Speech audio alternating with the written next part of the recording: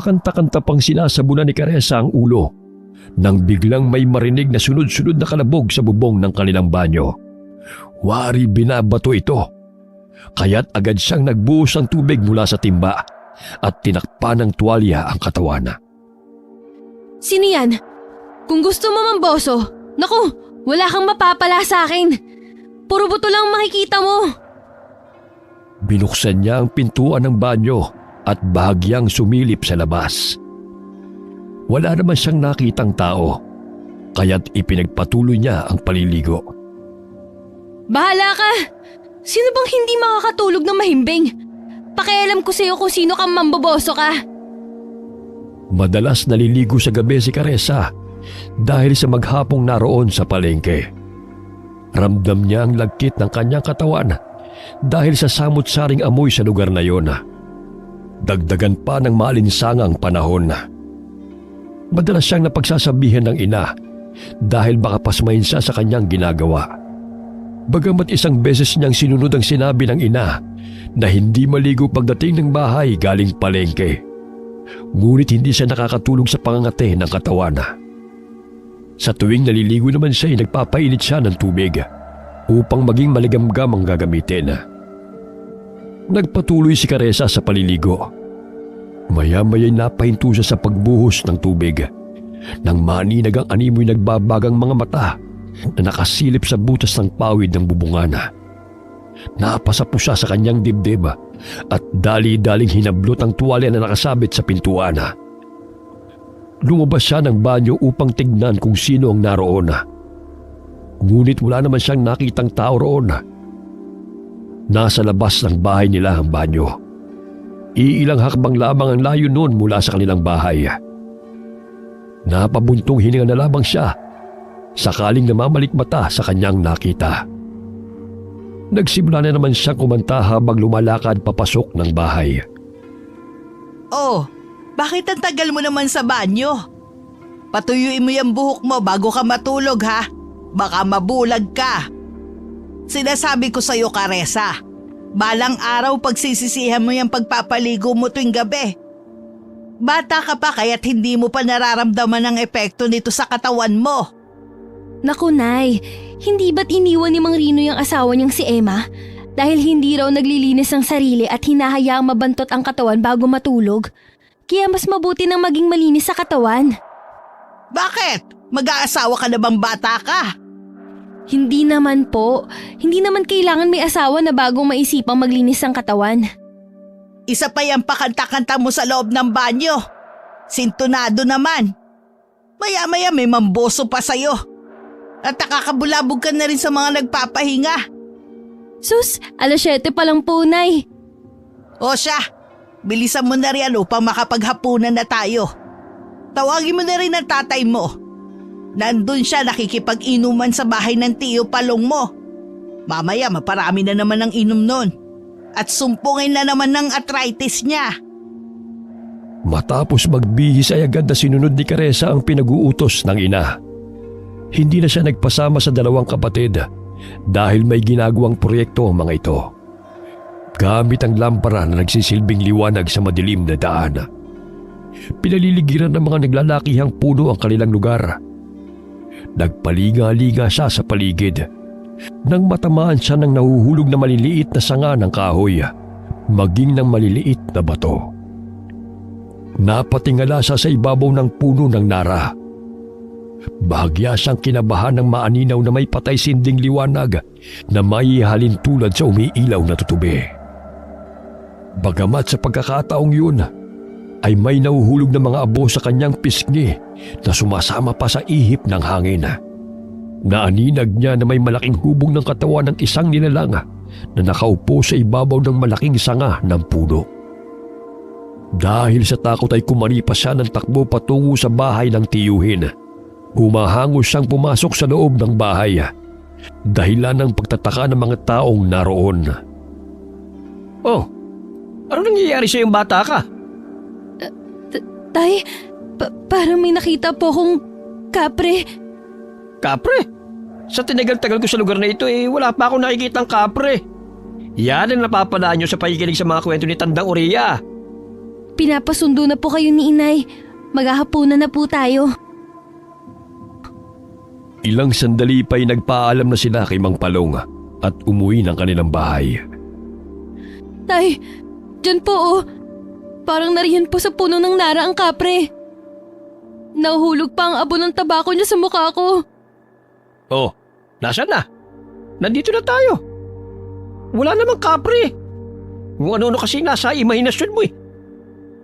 Nagpatuloy na lamang sa paglalakad si Caressa at hindi na nakipagtalo pa sa ama. Alam niyang tinamaan na rin ito ng alak, kaya naging madaldal na ito habang tinatahak nila ang daan patungo sa kanilang bahay. Bahagya siyang napalingon sa puno ng nara. Ilang sandali pa ay tumambad sa kanyang paningin ang kapreng humihit-hit ng tabako habang kumakaway sa kanya. Namilog ang kanyang mga mata at tila namanhid ang kanyang katawan. Binilisan niya ang paglalakad habang patuloy na kinikilabutan. Malakas niyang isinarado ang pintuan nang makarating na sila ng bahay. Maging ang kanyang inang si Nora ay nagtataka sa kanyang ikinikilos. Oh, ano nangyayari sa'yo? Kani-kanina lang masaya ka pa. Bakit ngayon tila hindi maipintay ang mukha mo? Nay, may kapre sa puno ng nara. Nakita ko po siya. Sus, wala naman ako nakita eh. Marahil umiira na naman ang imahinasyon mo. Totoo pong nakita ko siya. Humihit-hit pa nga siya ng tabako at kumaway sa akin. Ano ba yung pinagsasabi mo? Anak, ako nakainom. Ngunit parang ikaw pa itong lasing sa atin dalawa eh. Kumain na nga tayo. Baka sanhi lamang yan ng gutom. Hanggang sa matapos silang maghapunan ay hindi pa rin naaalis sa isipan ni Caressa ang kapre nagpakita sa kanya. Hindi siya makatulog dahil sa tuwing ipipikit niya ang kanyang mga mata, bumabalik sa kanyang diwa ang mukha ng kapre. 2:00 na ng umaga na makaramdam ng antok si Caressa. Mahimbing na natutulog ang kanyang mga kapatid at nadidinig pa niya ang lakas ng hilik ng kanilang ama mula sa kabilang kwarto. Niyakap niya ang unan at unti-unting napapikit. Ilang sandali iminulat niya ang kanyang mga mata nang may maamoy na tila nasusunog na niluluto. Hindi niya mawari kung ano yun, ngunit may halin tulad sa nabubulok na karne ang amoy. Napabalikwas siya ng bangon upang tunguhin ang kusina. Baka hindi napatay ng kanyang ina ang apoy at nakasalang pa rin ang kaldero na pinaglutuan nito ng ulam. Wala naman siyang nakita, kaya't bumalik siya sa kanilang silid. Ilang sandali pa'y nawala ang mabahong amoy na kanyang nalalanghap. Hay, ano ba yan? Kung ano-ano nang nakikita ko't naaamoy. Makatulog na nga. Nagising si Caressa dahil sa ingay ng kanilang ina. 7:00 na ng umaga nang siya ay magising, kaya't dali-dali siyang bumangon at iniligpit ang higaan.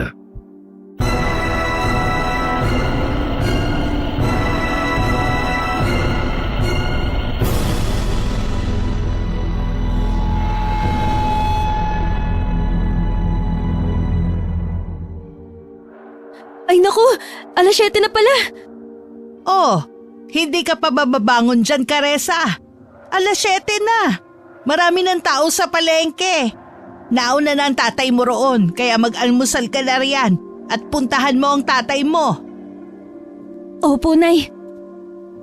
Matapos na maglinis ng katawan ay agad na tumungo ang dalaga sa palengke. Napadaan na naman muli si Caressa sa puno ng nara kung saan niya nakita ang kapre. Tumingala siya sa puno, ngunit kinilabutan lamang siya kahit wala namang siyang nakita. Bigla siyang nagulat na may tumamang bato sa kanyang ulo. Aray! Ano ba yun? Inis na sinapo ng dalaga ang tinamaang ulo. Maya-maya'y napansin niya ang bato sa kanyang tabi. Pinulot niya yun at napamangha sa kakaibang bato na kanyang natagpuan. Kulay abo at may kulay berde na kumikinang sa loob nito sa tuwing tinatamaan ng sinag ng araw. Napatingala muli si Caressa sa puno. Marahil ay pagmamay-ari yun ng kapreng naninirahan doon.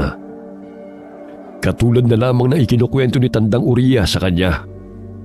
Lahat ng mga elementong naninirahan sa kalikasan ay may taglay ng mga bertud at mutya.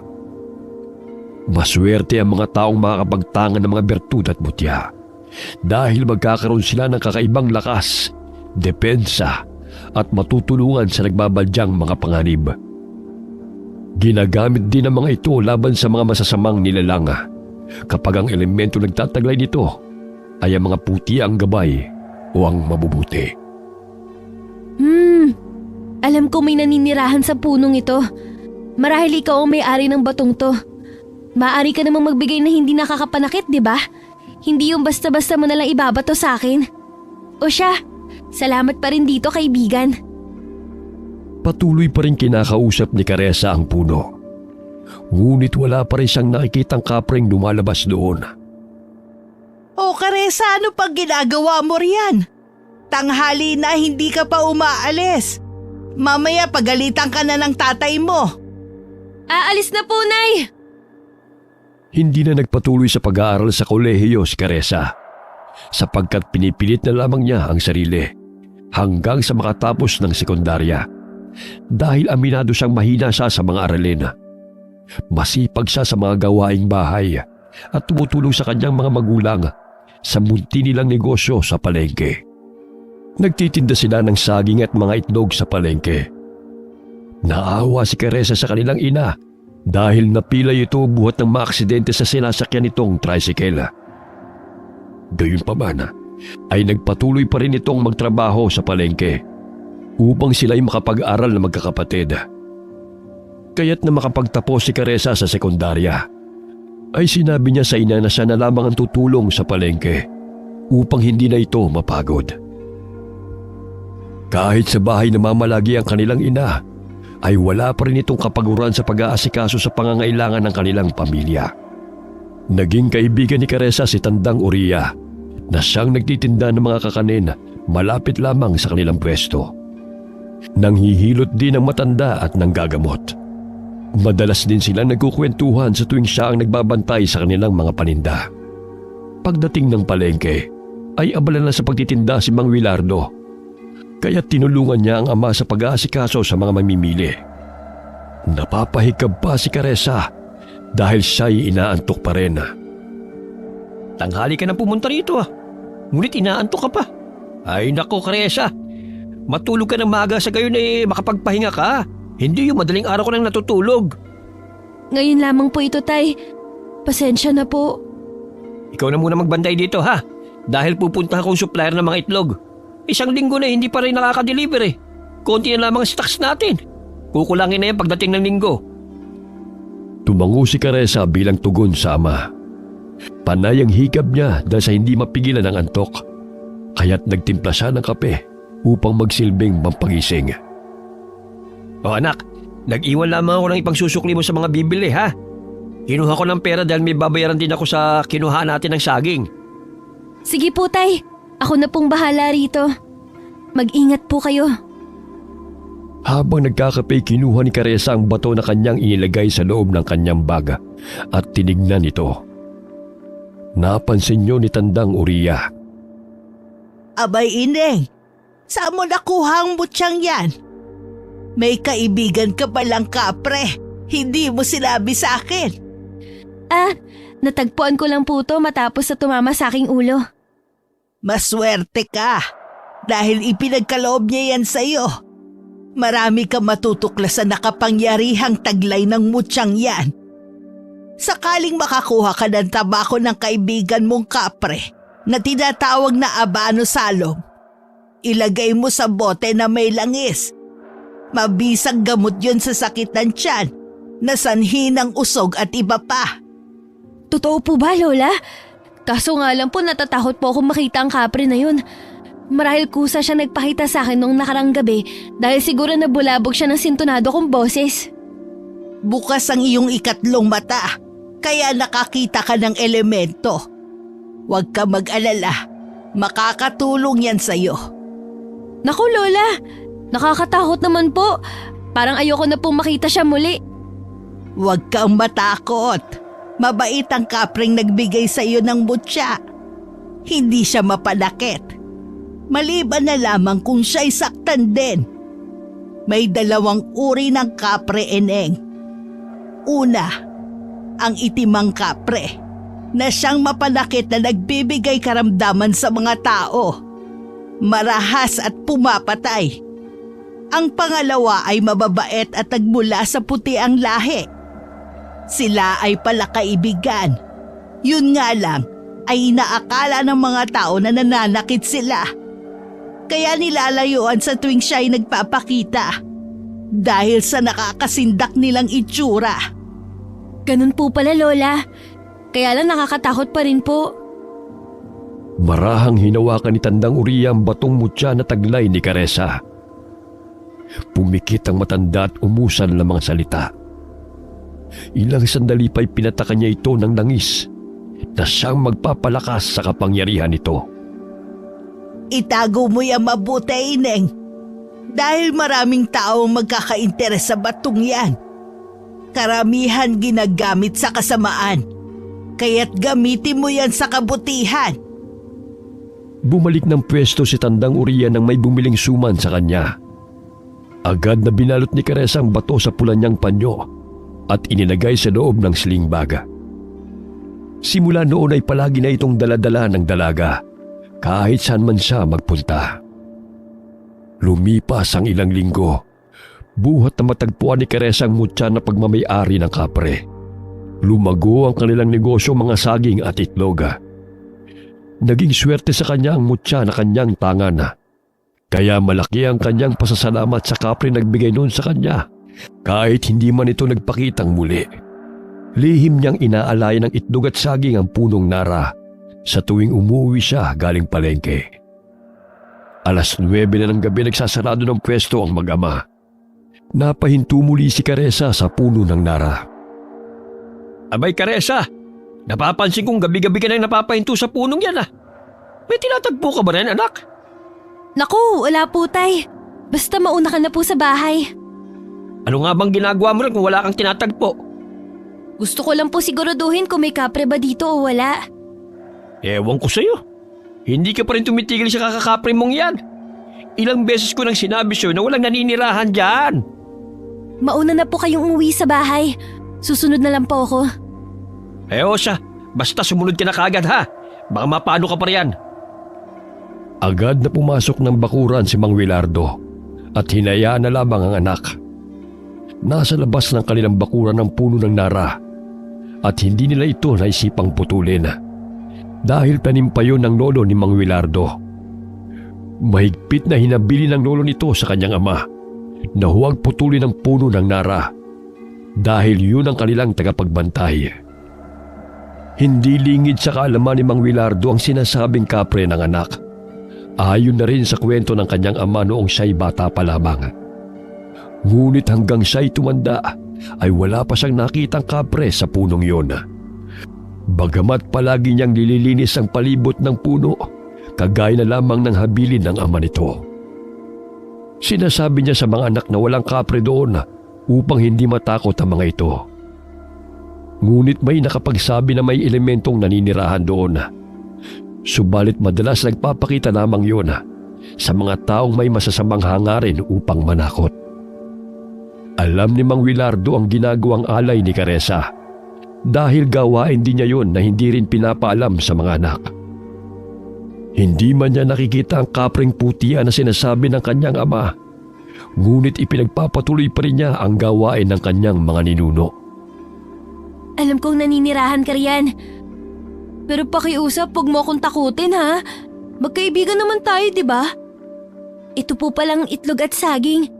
Tanggapin niyo po bilang munting regalo. Biglang lumakas ang hangin kung saan naroon si Caressa. Naramdaman niyang may malaki at baritonong boses na kanyang narinig na dumampi sa kanyang tenga.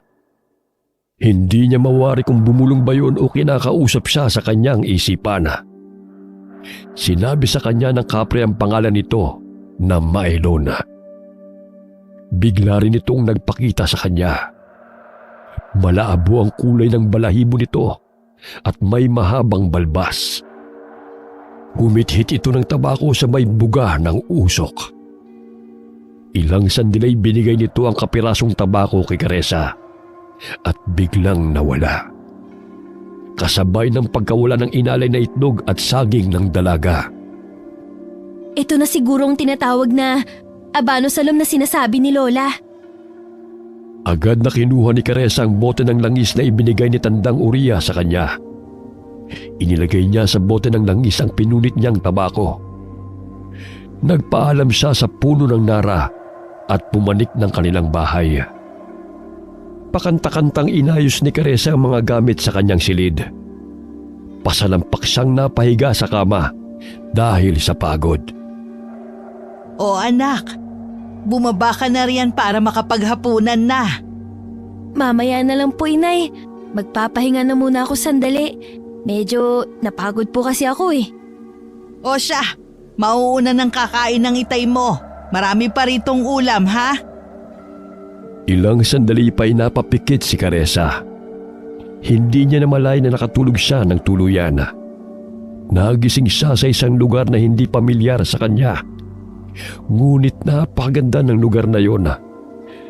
Dahil pinaliligiran ng mga samot-saring kakaibang bulaklak na noon lamang niya nakita. May malaking talo na pinaliliguan ng mga munting bata at mga nagagandahang kababaihan.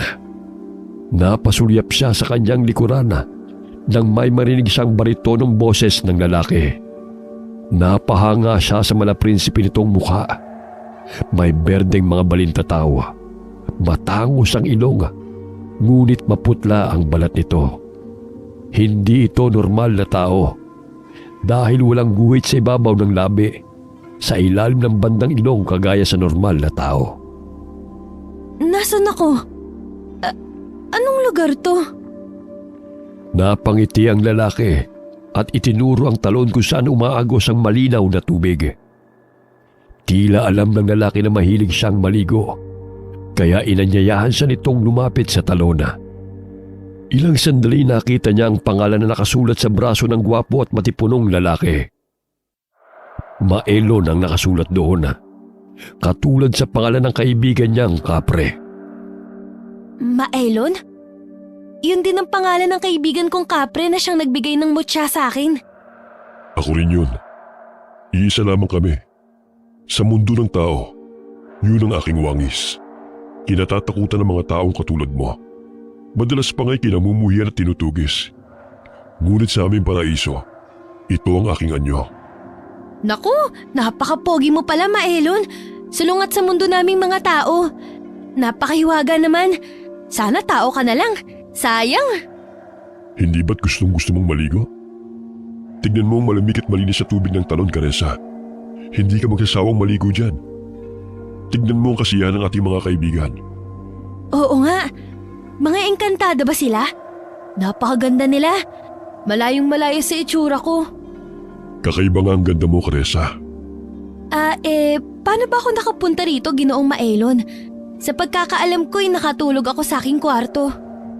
Dinala kita rito dahil sa busilak mong kalooban at gusto ko makilala ng aking mga kaibigan. Alam mo bang isa ka sa pinili ng mga engkanto na makapagtangan ng mutya? Bukod doon nabighani ako sa maganda mong boses sa tuwing naririnig kitang umaawit sa tuwing ikay naliligo. Ha? Nabighani? Napakasintonado nga ng boses ko eh. Talagang ikaw lang nabighani sa boses ko. Totoo namang maganda ang boses mo, Caressa. Gustuhin ko man sanang manatili ka rito sa paraiso upang makasama ka. Ngunit batid kong mas kailangan ka ng iyong pamilya. Hinahanap ka na nila. Sa muling pagkikita, kaibigan, pakaingatan mong mutyang ibinigay ko sa iyo. Gamitin mo yan sa mabuti dahil naglipa na ng mga masasama. Makakatulong yun sa iyo. Makakaasa ka na gagamitin ko to sa kabutihan. Ilang sandali ay biglang nagising si Caressa. Unti-unti siyang bumangon sa kama na nooy habol-habol ang kanyang paghinga. Nagtaka siya nang makita ang ina't mga kapatid sa sala na umiiyak habang nagdarasal. Naroon din si Tandang Uriya na kinakausap ang kanyang ina. Bumaba si Caressa ng sala at nagtatakang nagtanong. O Nay, bakit po kayo umiiyak? Ano pong nangyayari? Naku, Caressa, saan ka ba pumuntang bata ka? 1 linggo ka nang nawawala. Hindi namin alam kung saan ka hahanapin. Nawawala? Nakatulog lang ako sa kwarto. Kagigising ko nga lang po eh. Ang tatay mo't mga kapatid kung saan-saan ka na hinanap. Salamat naman sa Diyos at nakauwi ka na. Nay, hindi nga po ako umalis ng bahay. Nakatulog lang ako at may maganda po ako na panaginipan. Nagugutom na nga po ako eh. Naalala kong hindi ako nakapaghapunan kagabi. Nakita ka raw ni Nina na bumaba ng iyong silid. Ang buong akala niya'y kakain ka. Pagkatapos nun hindi ka na namin mahagilap. Akala namin nagtanan ka na o sumama kung kanino. Naku Nay, malabo pong magtanan ako dahil wala akong boyfriend. Kakain po muna ako Nay. Kumakalam na sikmura ko eh. Napaupo si Tandang Uriya sa harapan ni Caressa at sinabing tama ang kanyang hinala na nanggaling sa mundo ng mga engkanto si Caressa. Ang panaginip na sinasabi mo, Ineng, ay hindi panaginip, kundi totoong nangyari. Sa mundo ng mga engkanto, ay ilang oras ka lamang doon. Ngunit sa mundo ng mga tao, ay ilang araw ka nang nawawala. Nangyari din yun sa akin bago ako naging manggagamot. Marahil isa ka rin sa pinili nila maging isang magaling na manggagamot. Talaga po Lola? Wala po akong kaalam-alam sa mga panggagamot na yan. Kung hindi mo ako tinuturuan, hindi ko pa malalaman. Huwag kang mag-alala. Tutulungan ka ng iyong gabay. Ilang sandali pa'y pumasok si Mang Wilardo sa kanilang bahay. Baka sa mukha ng ama ang saya nang makita ang panganay na anak. Niyakap niya ito habang kumakain. Muntik nang mabulunan ng dalaga sa pagkakayakap ng ama.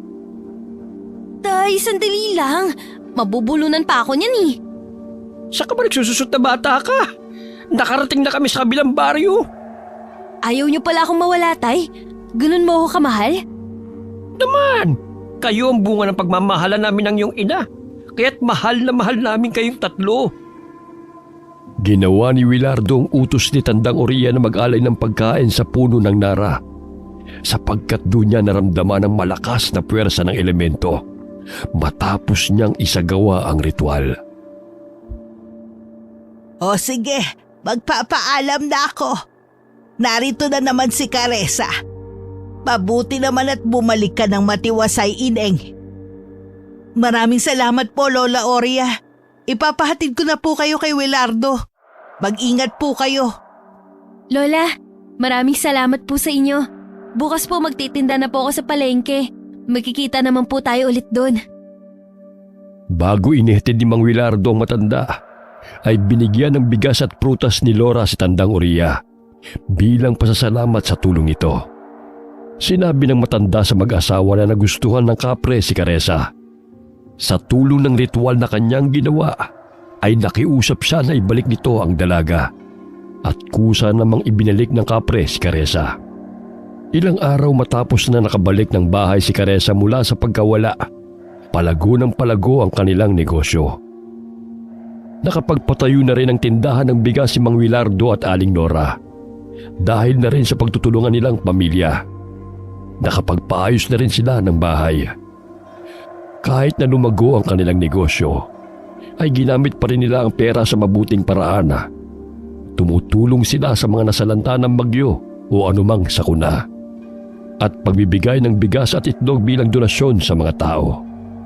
Gayunpaman, kahit anong buti nila, ay mayroon pa rin mga tao na gusto silang hilahin pababa. Nagkasakit ang anak ni Mang Alvaro. Si Caressa ang itinuturo nito na siyang dahilan ng salot sa baryo. Ayon sa lalaki, simula na mawala at bumalik ang dalaga, ay sunod-sunod na ang kamalasan na sinapit ng kanilang mga kabaryo. Marahil ay sinanla ng dalaga ang kaluluwa nito sa dyablo na siyang kapalit ng paglago ng pamumuhay ng pamilya nito. Ang pagkakaroon daw ng sakit ng mga tao ay siyang nagbibigay umano ng swerte sa pamilya ni Caressa. Hindi na matiis ni Mang Wilardo ang paninirang puri ni Alvaro sa kanilang pamilya, kaya't nagkasagutan ng dalawa at humantong sa pikunan. Sinuntok ni Mang Alvaro si Mang Wilardo sa pisngi. Kaya't bumawi rin ang suntok si Mang Wilardo sa lalaki. Tinamaan si Alvaro sa sikmura, dahilan ng pagkatumba nito. Dahan-dahan ka sa pananalita mo. Kung umasenso man kami sa buhay, yun ay dahil nagsipag at nagsakripisyo kami. Lalo na mga anak ko. Hindi mo alam ang pinagdaanan namin bago namin na ituwid ang maliit na negosyong ito. Hindi namin kasalanan na kahit paano nakakaraos kami dahil sa aming pagtsatsaga at pagsisipag. Wala kang karapatang siraan ang pamilya ko, lalong-lalo na ang anak ko. Bakit? Ano bang ginawa mo para makakain ang pamilya mo? Hindi mo ba naisip na dahil sa pagiging batugan at makasarili mo'y nagkasakit ang anak mo? Mas inuuna mo pang sugal kaysa sa ilalaman ng sikmura ng iyong pamilya. Ilang beses na humingi ng bigas at itlog yung panganay mong anak dahil wala raw kayong makakain. Tapos ito pa igaganti mo sa amin? Wala kang kwentang tao! Tama na po, Itay! Makakasama po sa inyo yan! Sige na po, ilayo niyo na si Mang Alvaro dito. Pakiusap. Maraming nakiusyoso sa kumusyong naganap. May ilang tao ang naniwala sa sinabi ni Alvaro. Ngunit karamihan ay nasa panig ng pamilya ni Mang Wilardo. Tay, hayaan niyo na po sila. Hindi mo naman kailangan patulan pa si Mang Alvaro eh. Alam mo naman ang ugali nun. Kung hindi lamang talaga ako naaawa sa mga anak niya, hindi ko nabibigyan pa ng makakain ng mga yun eh. Ngunit ang pagiging batugan ng magulang ay ang mga anak ang nagsasakripisyo. Kaya nga po napakaswerte namin sa inyo ni Inay. Dahil binigyan kami magkakapatid ng mga magulang na masisipag at mapagmahal. Habang umuwi galing palengke, napadaan si Caressa at Mang Wilardo sa bahay ni Mang Alvaro. Narinig nilang umiiyak ang pangalawang anak na si Katie. Tay, maari po ba tayong huminto saglit? Baka napano na pong mga bata. Hindi na po kasi pangkaraniwang iyak yan eh. Naku anak, alam mo naman kung ano nangyari sa amin kanina ni Alvaro, hindi ba? Hayaan mo na lamang sila riyan. Baka pag-initan na naman tayo ng baliw na yon. Nagkataon na lumabas ng bahay ang bunsong anak na lalaki. Tinanong siya ni Caressa kung naroon ba ang mga magulang nila at kung napano ang kanyang kapatid. Umiiyak na sinabi ng bata na wala doon ang kanilang ama at silang apat lamang ang naroon. Dahil ang kanilang ina ay isang buwan nang lumuwas ng Maynila upang magtrabaho bilang katulong at hindi pa bumabalik. Dinala ni Caressa ang isang sipi ng saging at isang dosenang itlog sa magkakapatid. Sa pag-aakalang nagugutom lamang ang mga ito. Nagulat siya nang bumungad sa kanyang paningin ang kalunos-lunos na kalagayan ng batang babae. Tay, halika po rito. Naku, tignan niyo po si Katie. Agad na bumaba ng tricycle si Mang Wilardo at tinungo ang kubo. Doon niya nakita ang kaawa-awang kalagayan ng bata.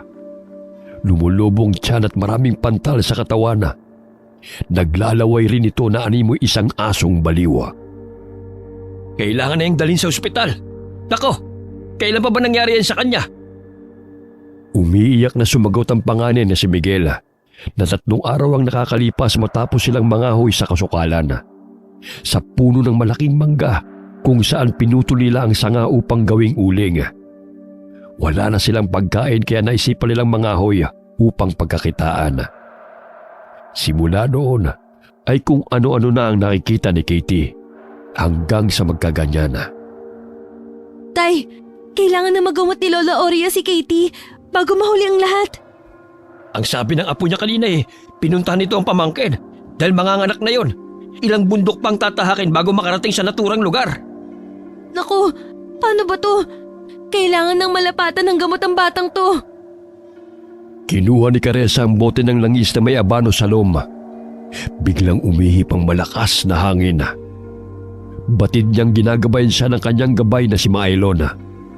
Nadidinig niya ang baritono nitong boses na sumasambit ng orasyon at tinuturuan siya nito kung paano ang gagawin.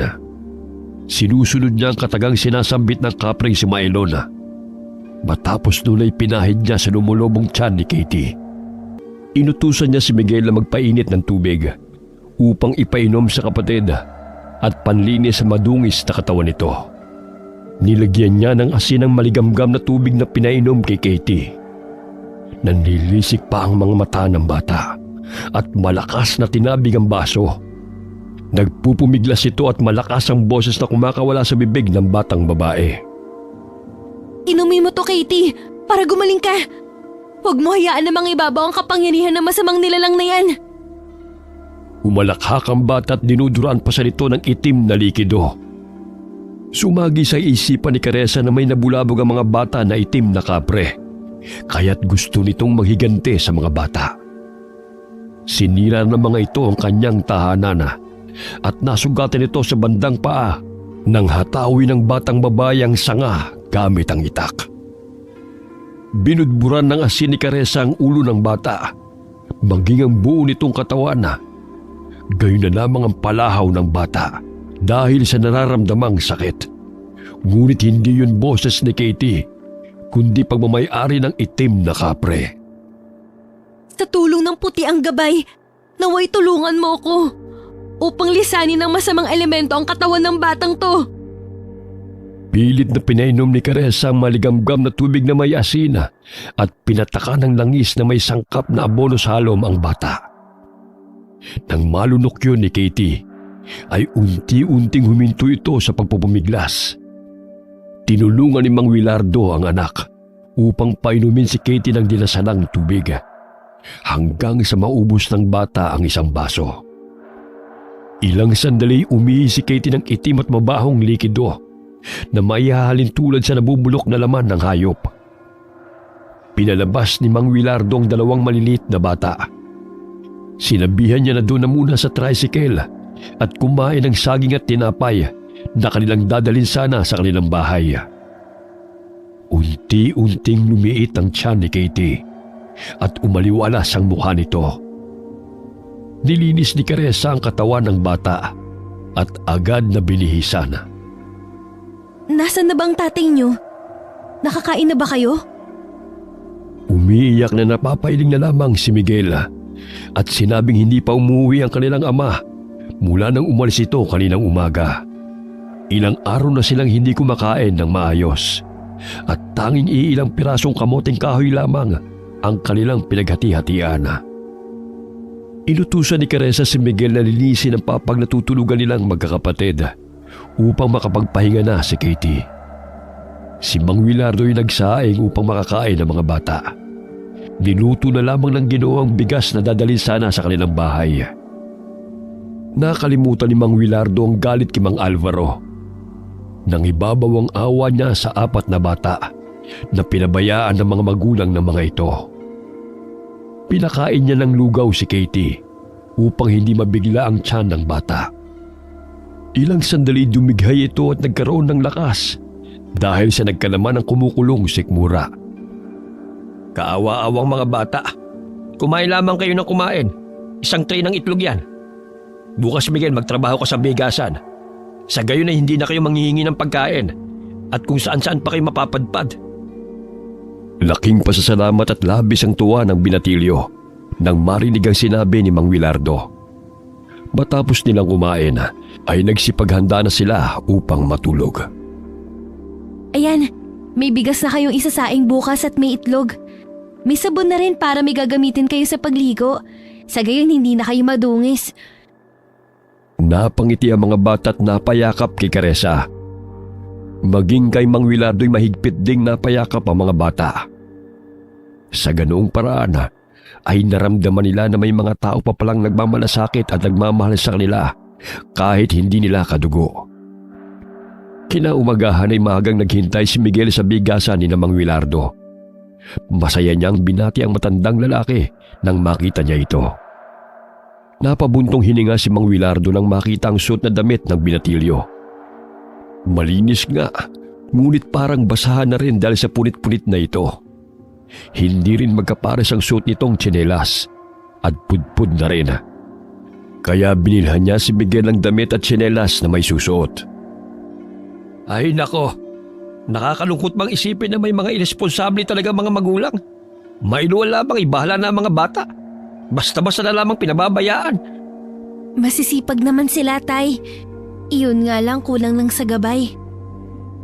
Bahagyang napatigil si Caressa sa pagsasalita nang biglang sumakit ang kanyang tiyana. Napansin niyang matalim na nakatitig sa kanya ang babae na napadaan sa harapan ng kanilang tindahan. Walang salita ang kumawala sa babae, ngunit mababanagang mabagsik nitong itsura. Tatawagin sana siya ni Caressa upang tanungin kung ano ang kailangan nito.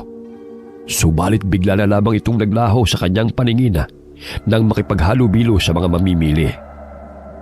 Aray! Ang sakit ng tiyan ko. Oh, baka may nakain ka at hindi ka natunawan. Uminom ng gamot si Caressa, ngunit hindi pa rin napapawi ang sakit. Ginamitan siya ng itim na kapangyarihan upang lapatan ang sakit. Kinuha niya ang langi sa kanyang baga at marahang hinaplos yun sa kanyang tiyana. Unti-unting bumuti ang kanyang pakiramdam.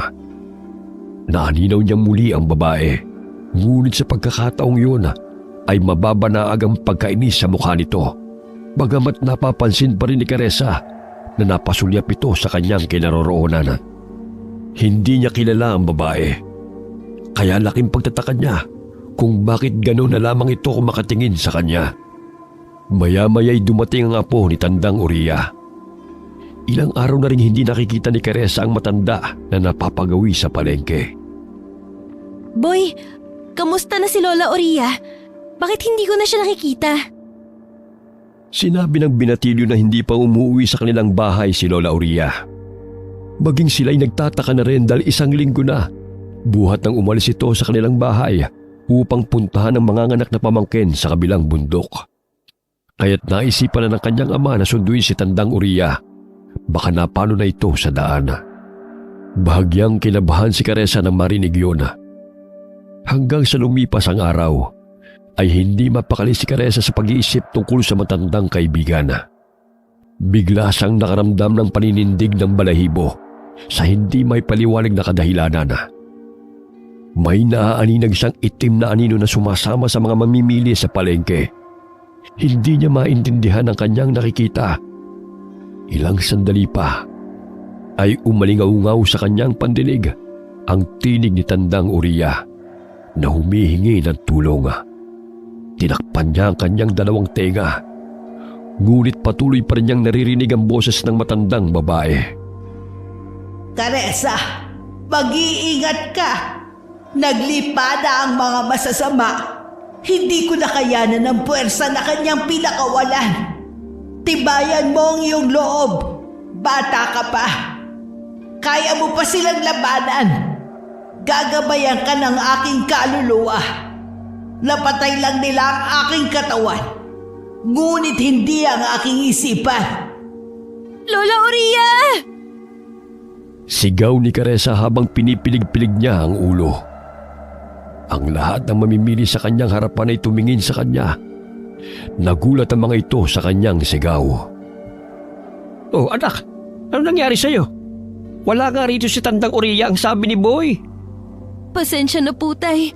May naalala lang ako. May bumabagabag ba sa'yo, anak? May gusto ka bang kainin? Magpapabili ako kay Miguel. Wala po. Magkakape na lang po ko, tay. Baka pagod lang po to. Sige, magpahinga ka na muna. Kami na lamang dito ni Miguel. Kahit mainit ang tinimplang kape, ay tuloy-tuloy pa rin ang paghigop ni Caressa. Hindi niya alintanang init na dumadaloy sa kanyang lalamunan dahil sa naghalong takot at pangambang nararamdaman. Nakatulog si Caressa sa silya habang nakaupo sa kanilang tindahan. Paulit-ulit na sumasagi sa kanyang balintataw ang mukha ni Tandang Uriya at ng babaeng kanyang nakatitigan sa palengke. Bigla siyang napabalikwas ang siya'y magising. Tagaktak ang kanyang pawis dahil hindi niya maipaliwanag kung bakit paulit-ulit na sumasagi yun sa kanyang isipan. Masamang pangitain ba to? Ang huling panaginip ko ay nung naroon ako sa paraiso ng mga engkanto. Pero hindi yun basta panaginip lang, kundi totoong nangyari. Ano kayang gustong pahiwatig ng panaginip kong ito tungkol kay Lola at sa babae?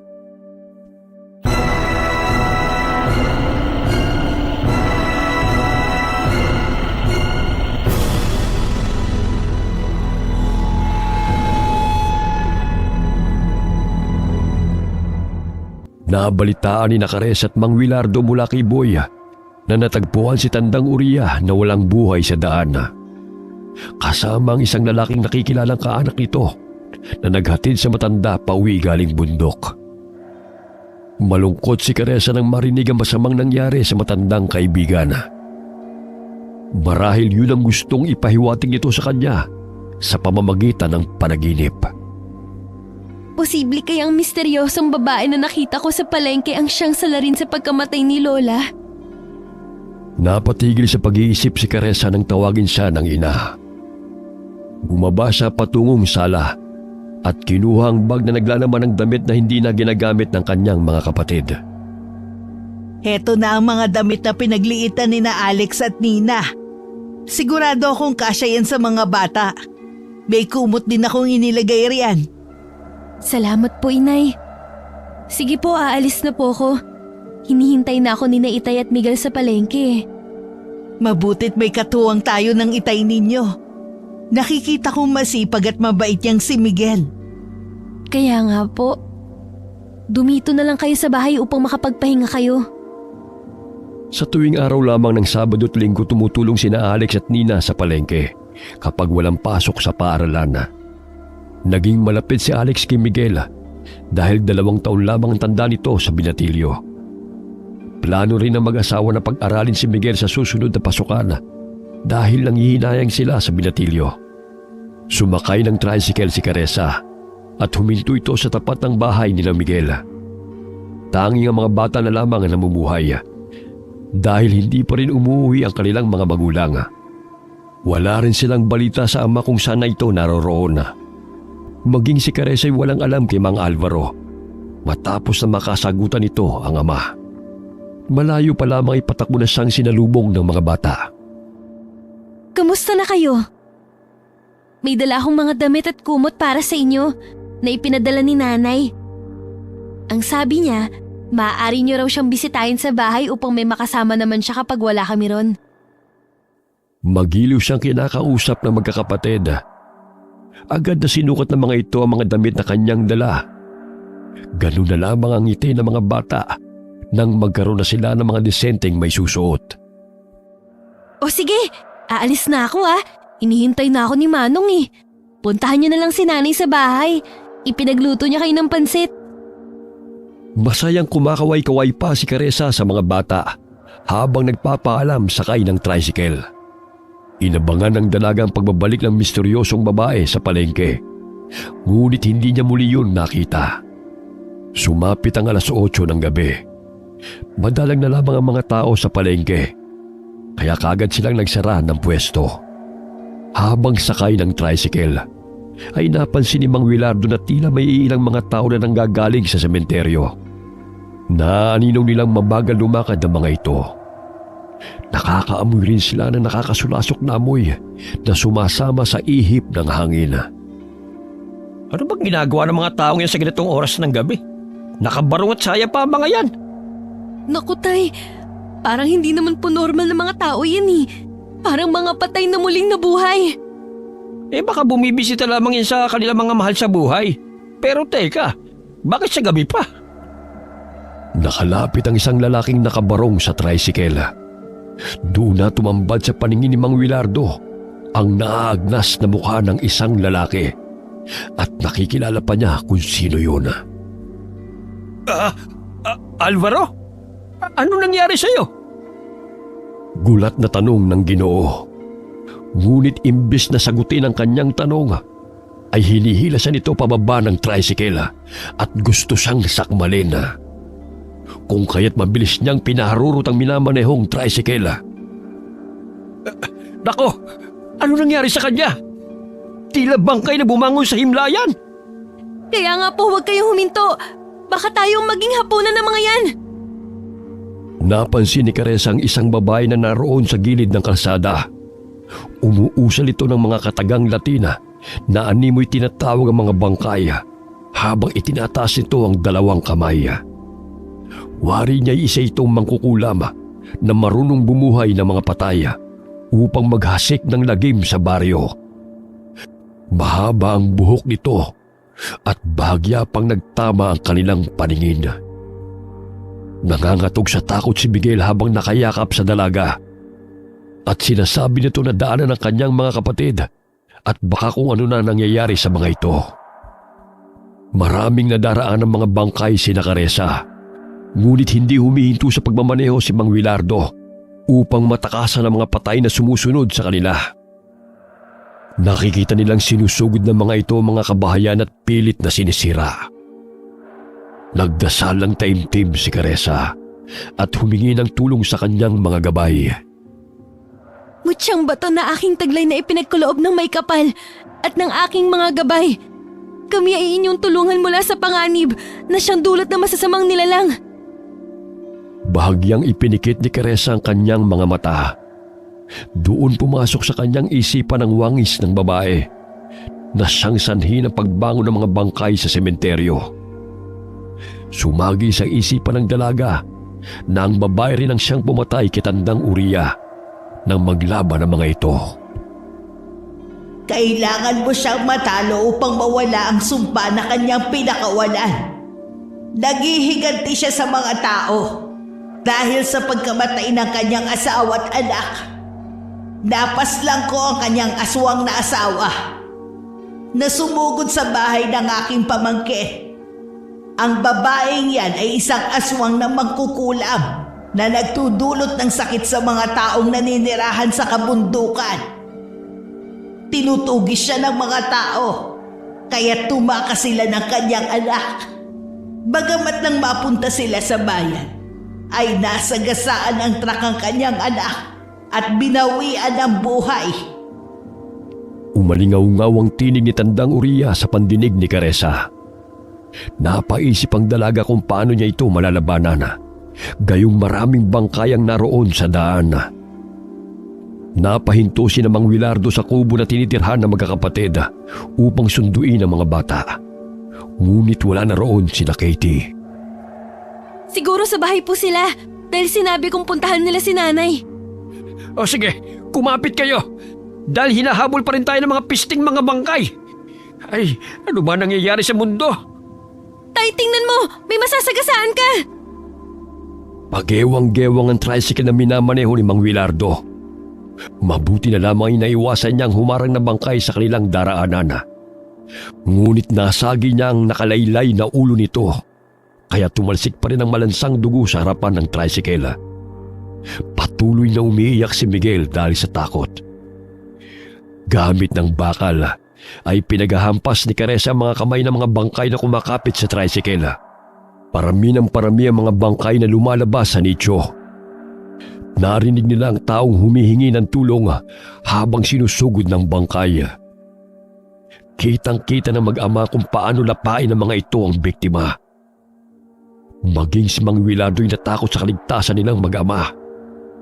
Ngunit hindi pa rin siya tumigil sa pagmamaneho ng tricycle. Winakwak ng mga bangkay ang tiyan ng lalaki at hinalukay ang laman loob nito. Pinagsaluhan nilang lantakan ang laman ng lalaki. Tumatalsik pa ang sariwang dugo ng biktima nang kagatin ng babaeng bangkay ang leeg nito. Halos masuka si Caressa sa kanyang nakita. Tinakpan niya ang mga mata ni Miguel. Sa gayon ay maibsan ang takot ng binatilyo. Ayos lang ba kayo riyan mga anak? Kumapit kayong mabuti. Hindi ako magpapauli sa mga demonyong yan. Kumusta na kaya mga kapatid at ang inay nyo? Pinapanalangin kong nasa mabuti po silang kalagayan. Naway ligtas po sila mula sa malaaswang na mga patay na yan. Binilisan ni Mang Willardo ang pagmamaneho ng tricycle. Wala siyang pakialam kung masagasaan niya ang mga bangkay na nakaharang sa kanilang dinadaanan. Mabuti na lamang hindi pa nakakarating ang mga ito sa kanilang bahay. Ngunit sinusundan sila ng mga ito. Napasulyap si Caressa sa puno ng nara nang mapadaan sila roon. Kaibigang Maelon, tulungan mo kami mula sa panganib at sa mga bangkay na binuhay ng babaeng kampo ng demonyo. Mahinang kataganan na ibulalas ng dalaga. Malakas na busina ng motorsiklo ang pinakawalan ni Mang Willardo upang agad silang pagbuksan ni na Aling Nora. Mabuti na lamang ay alerto ang anak na si Alex, kaya agad na nakapasok ang tricycle. Dali, ikandado mong tarangkahan anak bago pa sila makapasok. Hindi na nagtanong ang binatilyo. Sinunod na lamang niya ang pinag-uutos ng ama. Bagamat bago pa niya tuluyang maisarang tarangkahan, ay may naaaninaw siyang iilang tao na paika-ikang lumalakad sa daan. Muling sinuri ni Caressa ang tarangkahan kung naisara yun ng kapatid bago pumasok ng bahay. Oh, bakit ganyan ang itsura ninyo? Bakit umiiyak sa takot si Miguel? Mamaya na namin ipapaliwanag, Nay. Ikandado nyo na mabuti ang mga bintana at pintuan para walang makapasok na masasamang nilalang. Narito ba mga kapatid ni Miguel? Nandun sa bakanting kwarto. Mahimbing na natutulog. Mabuti naman kung ganon. Sabihin nyo nga sa akin kung bakit kayo nagkakaganyan. Pati ako natataranta ng hindi ko alam ang dahilan eh. Ako hindi ko rin maipaliwanag eh. Basta na lamang bumangon ng mga patay sa sementeryo. Sumusugod sila sa mga kabahayan. Kung sino man ang kanilang nakakasalubong o nahuli, kanila kinakain. Nakita ko rin kanina si Alvaro na nooy puno ng dugo ang muka. Wala sa kanyang katinuan at gusto kong sakbalin. Diyos ko naman! Ano na ba ang nangyayari? Ano na ang gagawin natin ngayon? Ilang sandali pa'y narinig nila ang mga kalampag na ginagawa ng mga binuhay na bangkay. Mabuti na lamang ay napaayos nila ang kanilang bahay kung kaya't hindi basta-basta mapapasok ng mga masasamang loob. Kumuha ng itak si Mang Wilardo at ibang gamit na maaaring gawing sandata. Ang mga pinutol na kaway na gagawin sanang mesa para sa kanilang tindahan ay ginawa niyang sibat. Pinatulis niya ang dulo noon at ibinigay sa mga anak. Ayan, gamitin ninyo. Huwag kayo magdadalawang isip na sila'y paslangin. Dahil kung kayo mahuhuli ng mga yon, tiyak kayo ang papatayin. Nagising ang mga kapatid ni Miguel dahil sa ingay. Nagtaka mga ito kung bakit may mga daladalang patalim at mga pinatulis na kawayan ng mga taong naninirahan sa bahay. Nagsiksika ng mga ito sa sulok ng silid dahil sa takot. Huwag kayong matakot mga bata. Nandito lamang si Nanay Laura. Basta huwag kayong lumabas ng kwarto ano man ang mangyari. Tumango ang tatlong bata at napayakap sa ginang. Sinarado ng mabuti ni Caressa ang mga bintana at hinarangan nila ni Nina ng kabinet sa gayon na hindi yun kaagad mabubuksan. Kinuha niya ang martilyo at bakal sa kahon upang gamitin laban sa mga bangkay.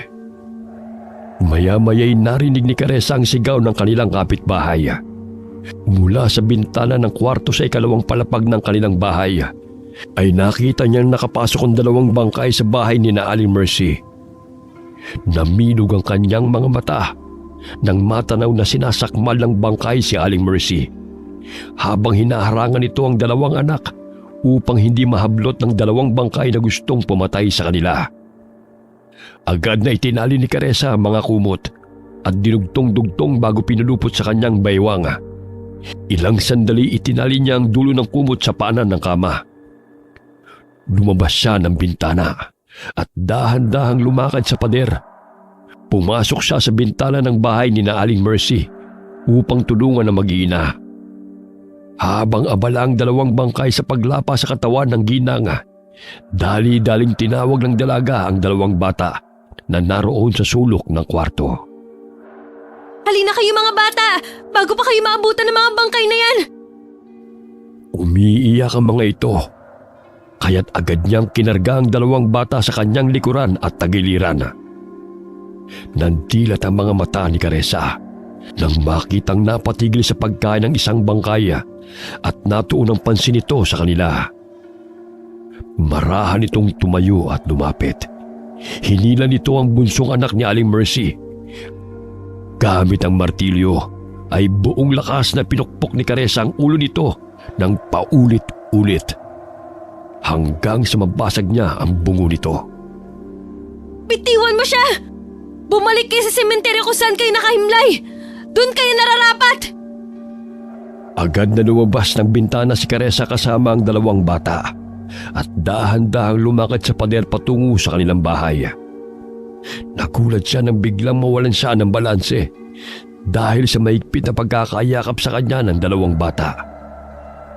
Akmang babagsak sila sa ibaba ng pader Bahagyang nakaramdam ng takot si Caressa dahil may 3 bangkay na nag-aabang sa kanila roon. Ngunit tila may kung anong puwersang umangat sa kanila kasabay ng malakas na hangin. Huwag kang mag-alala at matakot, Caressa. Hindi ko kayo pababayaan. Tinig na narinig ng dalaga na sambit ng kaibigan niyang kapre. Napatingin siya sa puno ng nara. Naaninaw niyang nakamasid sa kanya si Mylon at siya lamang ang nakakita sa kapre.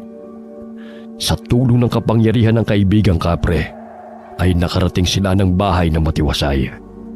Sinarado ni Caressa ang bintana. Nanginginig ang katawan ng mga bata dahil sa takot, kaya niyakap niya ang mga ito. Naaaninaw rin niya na patuloy na nilalabanan ng kanilang mga kapitbahay ang mga bangkay na lumulusob sa kanilang mga tahanan. Diyos ko! Bakit nabuhay ang mga patay sa sementeryo? Tila mga aswang sila na nangangain ng laman. Katapusan na ba ng mundo? May bumuhay po sa kanila. Ginamitan ng kapangyarihang itim upang maghasik ng lagim. Sino namang kampo ng dyablo yan? Paano siya mapipigilan?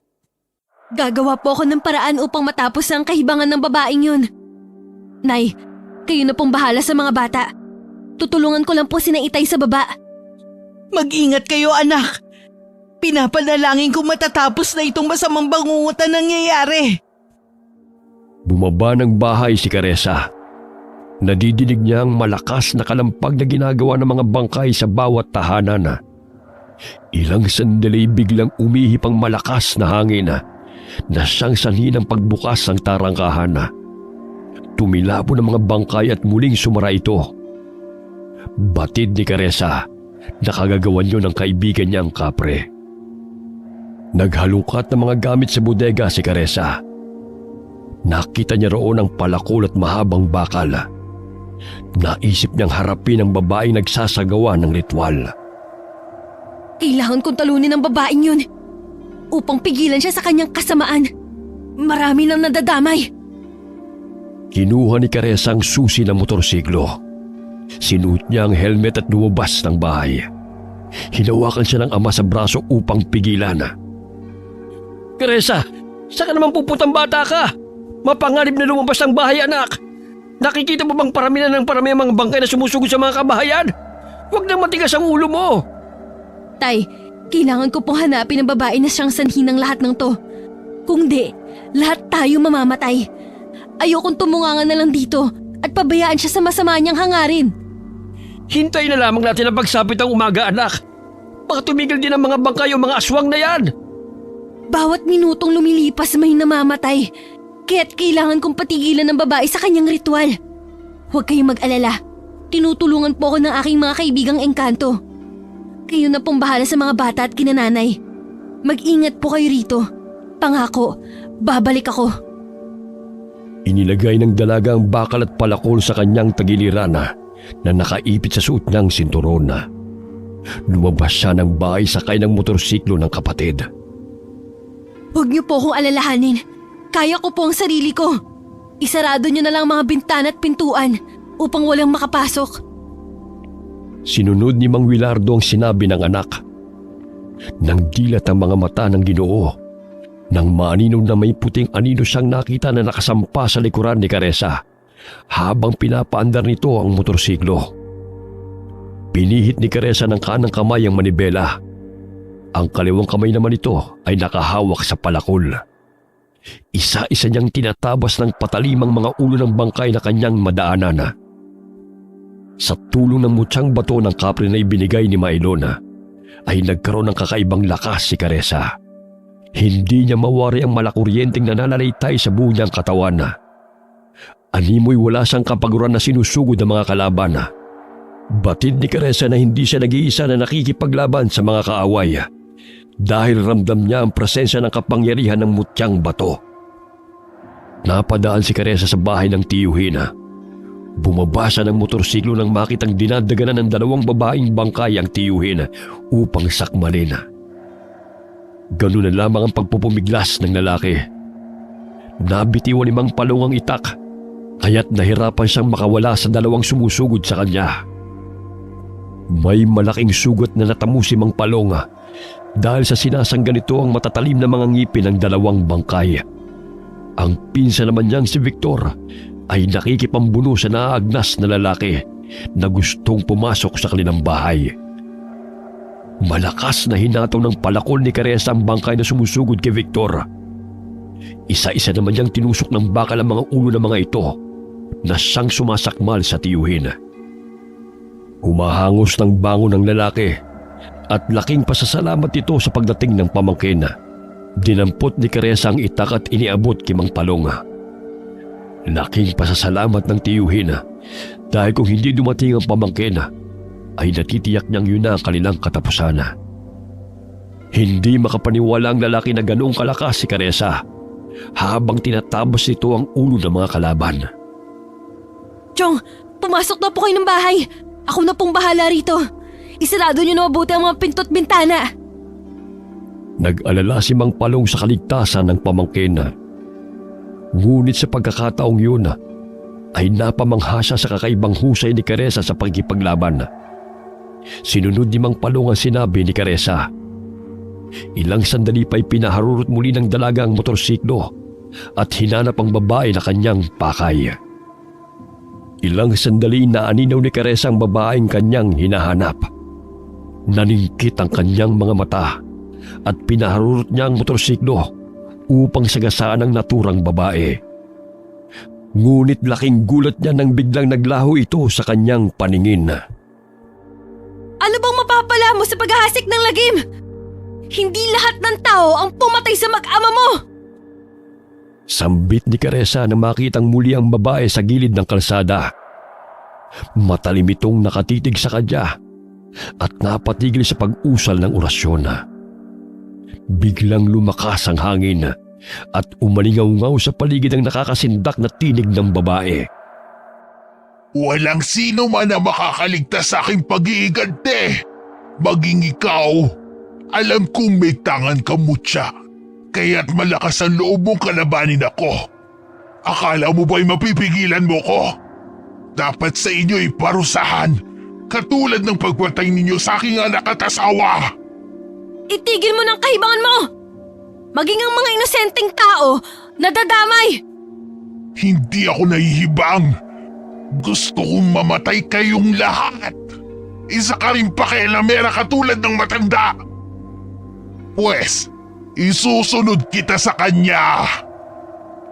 Iwinagayway ng babae ang dalawa nitong kamay. Kasabay nun ay ang pag-ihip muli ng malakas na hangin. Naramdaman ni Caressa na umaangat ang motorsiklo na kanyang sinasakyan. Naaninaw niya na tila lumilipad siya sa ere. Ilang sandali ay biglang binaba ng babae ang kamay nito, kasabay ng malakas na pagbagsak ng motorsiklo at ni Caressa.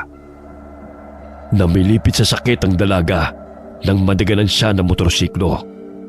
Ngunit pinilit niyang tumayo. Yan ba ang lakas na ipinagmamalaki mo sa akin? Paano mo ko matatalo niyan? Lalampalampa ka! Mga kampon ng kadiliman, ipatikim sa babaeng yan ang bagsik ng itim na kapangyarihan! Itinuro nito si Caressa, kaya't gano'n na lamang ang paglapit ng mga bangkay sa dalaga. Pinaligiran ng mga bangkay si Caressa, kaya't nasisiguro ng babae na wala nang takas si Caressa sa kanyang mga kampon. Sige! Luray-lurayin ninyo ang kanyang katawan! Sa gayon ay maranasan niya ang paghihirap sapagkat yan ang nababagay sa mga taong humahadlang sa akin. Simutin ninyo ang laman ng pakialamerang babaeng yan! Pahalakhak na tugon ng babae. Ilang sandali na milog ang kanyang mga mata nang isa-isang bumubulagta sa lupa ang mga kampo nito. Isa-isang lumulusot sa mga bungo ng mga ito ang tubong bakal at palakol na sandata ng dalaga. Tumatalsik pa ang malalapot at masangsang na mga dugo ng mga ito. Tinadyakan ni Caressa ang katawan ng babaeng bangkay na kanyang sinaksak. Yan lang ba ang pwersa ng mga kampon mo? Ang hihina naman! Tumakbo si Caressa paikot-ikot sa babae. Maging siya hindi makapaniwala sa tuloy ng kanyang pagtakbo. Animoy walang kapaguran ng kanyang mga paa at hindi lumalapat sa kalsada. Hinampas niya ang babae gamit ang hawak niyang sandata. Gamit ng orasyon na pinapakawalan ng kalaban, kaya't hindi ito tinatamaan ng dalaga. Kailangan mong kunin ang itim na bertud na kanyang taglay. Ang pagkakaalam ko'y binaon niya yun sa kanyang katawan. Tinig ni Tandang Uriya na bumubulong kay Caressa. Nagkaroon ng pagkakataon na makalapit si Caressa sa babae. Patuloy niya itong hinahataw ng sandatang kanyang hawak.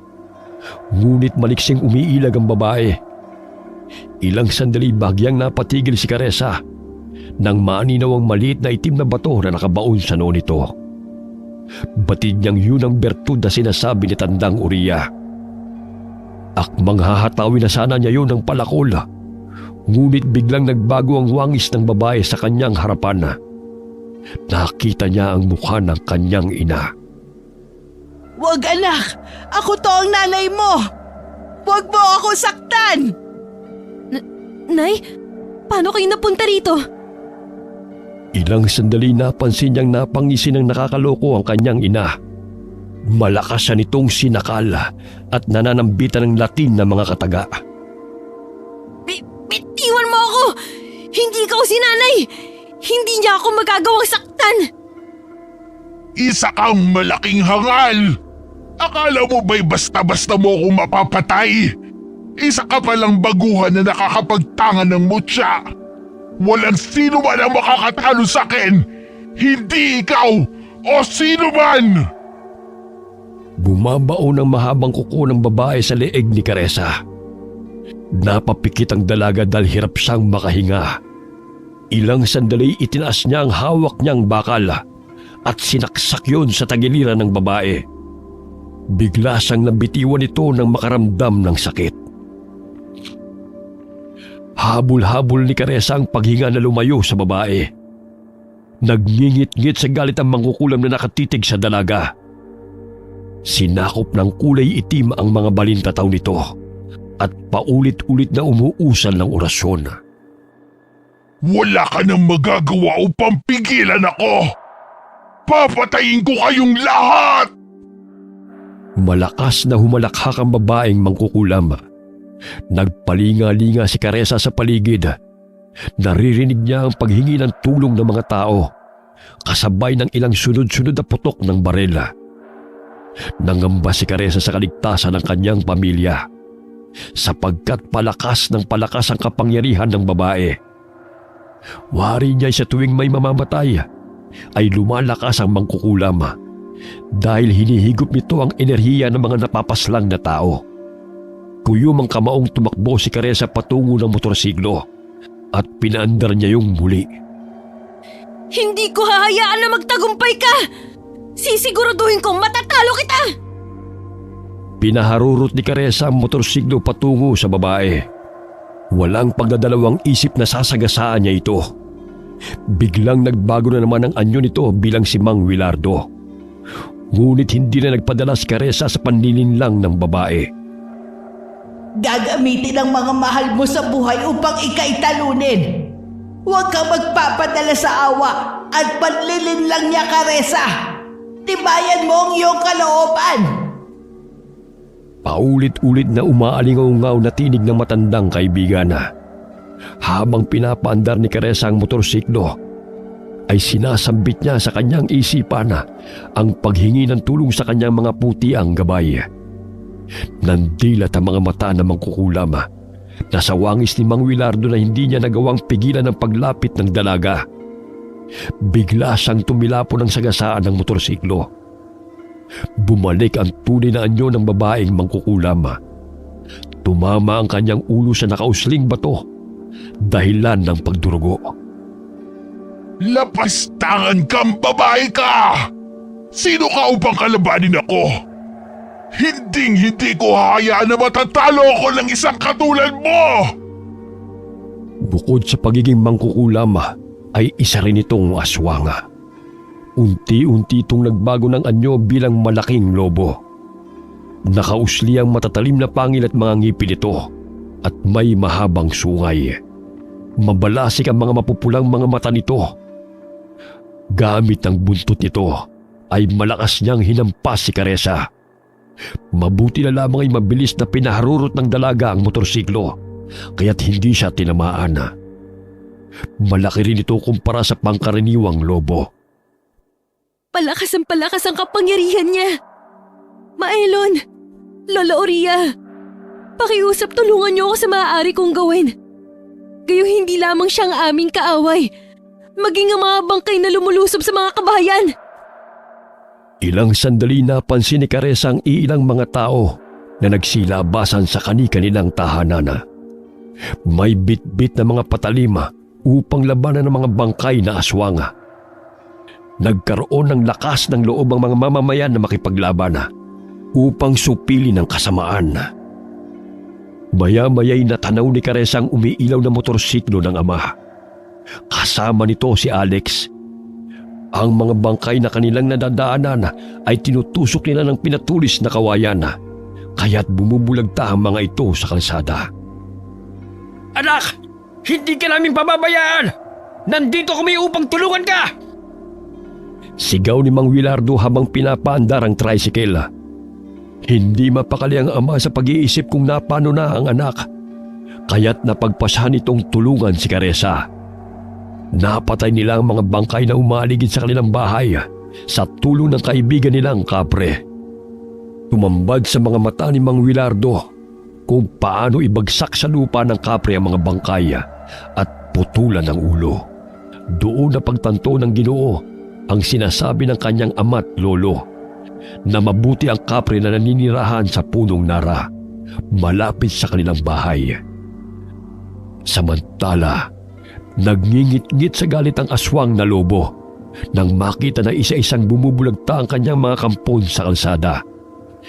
Dahil sa pagkamatay ng mga bangkay at wala ng taong napapaslang, ay hindi na nadadagdagan ng enerhiyang nagpapalakas sa kanyang kapangyarihan. Sinugod niyang muli si Caressa, ngunit maliksing na kailag ang dalaga sakay ng motorsiklo. Inilabas nito ang mahaba nitong dila upang hulihin ang dalaga. Ngunit malakas yung hinampas ni Caressa. Tumalon si Caressa mula sa motorsiklo upang hatawin ang ulo ng aswang na mangkukulam kung saan niya nakita ang itim na bato. Ngunit sinanggayon ng aswang. Bagamat maliit ang dalaga kumpara sa kanya, ramdam ni Caressa na nahihirapan din ang kalabang aswang sa kanyang pagsugod. Hindi na ako natatakot sa'yo! Kung ang kamatayan ko ang siyang magpapatigil sa kasamaan mo, handa akong mamatay! Ngunit sisigurduhin kong matatalo mo na kita! Akala mo ba'y hahayaan kitang matalo ako? Sisiguraduhin kong hindi ka sisikatan ng araw kasama ang pamilya mo! Dinuraan nito si Caressa sa mukha. Animoy asido ang laway ng aswang nang dumampi yun sa balat ng dalaga. Hindi nagpatinag si Caressa sa hapdi na kanyang naramdaman. Malakas niyang tinadyakan ng aswang na mangkukulam, kaya't bahagya siyang nakalayo. Umikot ang dalaga at buong lakas na hinataw ng palakol ang ulo ng kalaban. Tinamaan ito sa noo, dahilan na tumalsik ang dugo nito. Muntik nang tamaan ng itim na bertud. Kailangan ko pang galingan sa pag-asinta sa noo ng halimaw na yan. Sambit ng dalaga sa kanyang isipan. Muling sinugod ni Caressa ang aswang. Ngunit sa pagkakataong yun, ay lumapat sa kanyang leeg ang matalim na mga kuko nito. Sinakalisan nito at binitin. Nabitiwan niya ang palakol dahil sa higpit ng pagkakasakal sa kanya. Nakakaawa namang pagmasdan ang itsura mong nahihirapan. Hindi ko na patatagalin ang iyong buhay dahil ilang segundo lamang ay nasa impyerno ka na! Pahalakhak pang tugon ng aswang. Ibinuka nito ang malaki niyang bunganga upang sakmalin ang ulo ng dalaga. Ganun na lamang ang pagpupumiglas ni Caressa dahil batid niyang katapusan na niya. Napapikit na lamang si Caressa sa nalalabing segundo ng kanyang buhay. Bitiwan mong aking anak! Hayop ka!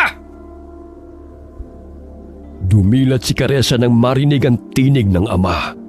Pinaharurot ng Ginoo ang tricycle habang si Alex ay nakasampa sa ibabaw nito na may hawak na pinatulis na kawayan. Sa tulong ng gabay ng kapring si Maylon ay tila lumilipad ang tricycle sa ere. Sinagasaan ni Mang Wilardo ang malalobong aswang at walang awang itinarak ni Alex ang pinatulis na kawayan sa leeg nito. Nanumbalik ang lakas ni Caressa, kaya itinaas niya ang kamay na may hawak na bakal. Buong lakas niyang ibinaon ang bakal sa noo ng aswang, kung saan niya nakita na nakabaon ng itim na bertud. Malakas na atungal ang pinakawalan ng aswang. Unti-unting lumuwag ang pagkakahawak nito sa dalaga, hanggang sa mabitiwan niya ito. Bumagsak si Caressa sa kalsada at habol-habol ang kanyang paghinga. Gumapang siya palayo sa aswang na nooy pagewang-gewang na umaatras. Napansin ni Caressa na tila may lumalabas na kulay itim na puwersa sa noo ng aswang.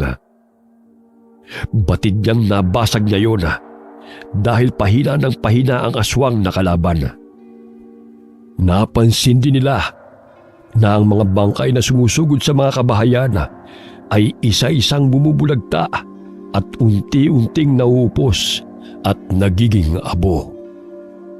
Napapawalang bisa na ang ritual na kanyang ginawa. Naway tuluyan na siyang mamatay. Ayos ka lang ba, anak? May masakit ba sa'yo? Tay, maraming salamat po sa inyo. Napakatapang niyo po ni Alex. Kung hindi kayo dumating, marahil nalapa na ako ng aswang na yan.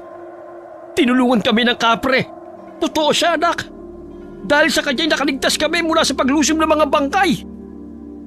Niyakap ni Mang Wilardo si Caressa.